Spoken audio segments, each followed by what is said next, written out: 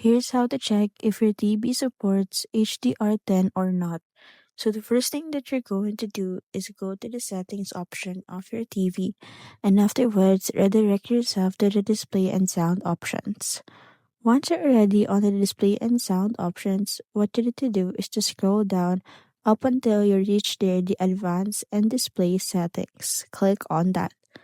After clicking on that, you will see there the preferred dynamic range, allow game mode, and format selection.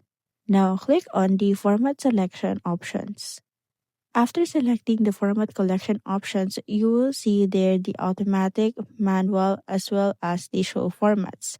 As you can see, when you see manual, it says there that it supports HDR10 formats. When you press format, you can also go ahead and select there under the supported formats is the HDR10. So when you see HDR10 on the supported formats, it means that your television or TV is supporting HDR10.